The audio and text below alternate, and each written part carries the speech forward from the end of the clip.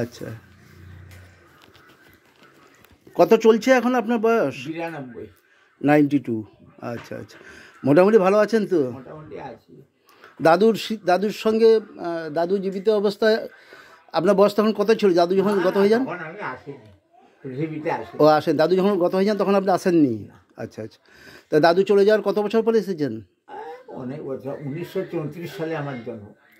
দাদু কবে কবে গিয়েছেন?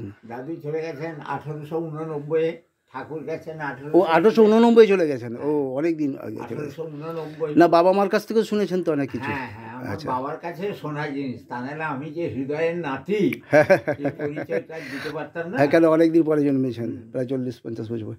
না, সে হোক, কিন্তু এই আপনাদের এই দুর্গা মন্দিরে যে আপনার দাদুর যে এই ভাব দর্শন হতো ঠাকুরের, সেই নিয়ে যদি কিছু তো শুনেছেন মা বাবার কাছে? মা বাবা দেখেছেন তো? হ্যাঁ হ্যাঁ, ঠাকুরের যে দিদি ছিলেন হেমাঙ্গিনী দেবী, হ্যাঁ, তার ছেলে হচ্ছে হৃদয়রাম মুখোপাধ্যায়। হৃদয়রাম মুখোপাধ্যায়ের ছেলে দক্ষিণাচরণ মুখোপাধ্যায়, আর দক্ষিণাচরণ মুখোপাধ্যায়ের ছেলে আমি।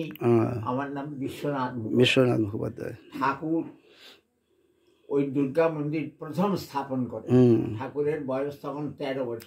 নিজের হাতে হেমাঙ্গিনী দেবীর অনুমতি নিয়ে ওই দুর্গা মন্দির প্রতিষ্ঠা করে নিজে হাতে দুর্গা প্রতিমা তৈরি করেন। ওখানে 3 বছর পর পর পুজো করে 13, 14, 15।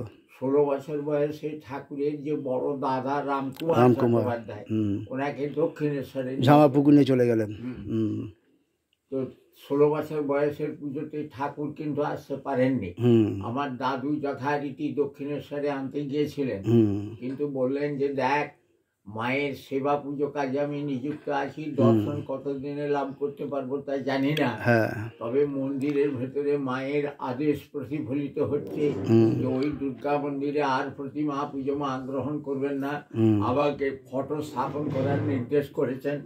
আমি ফটো স্থাপন করে দিয়ে আসবো।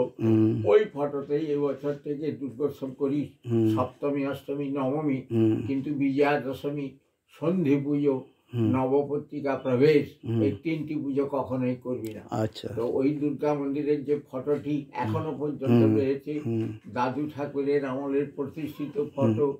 এইভাবেই মায়ের নির্দেশ মতো আমরা দুর্গোৎসব করে থাকি, আর নিত্য সেবা পুজো হয়।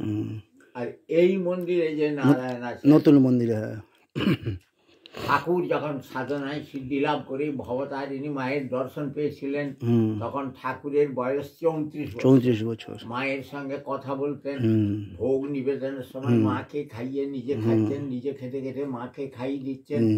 এরকম পরিবেশ ঠাকুরের। মা ভবতারিণী ঠাকুরকে আদেশ করলেন